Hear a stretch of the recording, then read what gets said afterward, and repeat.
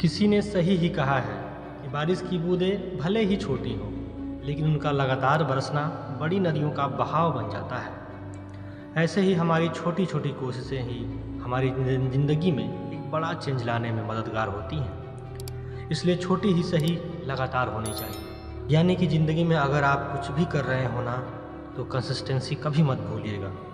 और जब कभी लगे कि कुछ भी सही नहीं हो रहा है, कुछ भी आपके साथ अच्छा नहीं हो रहा है, तो एक चीज़ आप फ़ोन पे और हर जगह लिख दीजिए, I can manage, I can afford, I can do it. जब आप इसे ज़िंदगी का अपना मंत्र बना लेंगे ना, फिर देखिएगा आपके साथ कैसे कैसे करिश्मे होते हैं, चमत्कार होते हैं। और जब ये बदलाव आपके साथ होने लगें, तो इसे शेयर करना बिल्कुल भी मत भूलिएगा। दोस्तों, इसी पे एक छोटी सी कहानी, आज की कहानी है अमेरिका के सबसे पसंदीदा राष्ट्रपति के बारे में, जिन्होंने लगातार ज़िंदगी में कोशिश करने के बाद अपने उस मुकाम को हासिल किया। इसके लिए उन्होंने कठिन मेहनत किया। तो दोस्तों, कहानी है अमेरिका के राष्ट्रपति अब्राहम लिंकन की। एक इंसान अपनी उम्र की 21वें साल में बिजनेस में मेजर लॉस उठाता है। 22 साल की उम्र में एक इलेक्शन हार जाता है। 24 साल की उम्र में फिर से दोबारा बिजनेस शुरू करने का प्रयास में बुरी तरह से फेल होता है।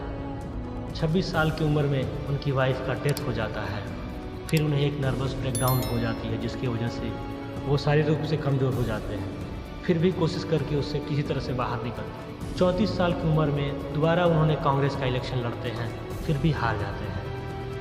45 साल की उम्र में सीनेट का इलेक्शन होता है, फिर भी हार जाते हैं। आप सोचते होंगे कि ये सिर्फ हारते ही गए, जीते कब? तो थोड़ा सब्र करिए, बताते हैं। फिर से उन्हें दोबारा मौका मिलता है सीनेट इलेक्शन में पार्टिसिपेट करने का। 49 साल की उम्र में सीनेट का इलेक्शन लड़ते हैं और फिर हार जाते हैं।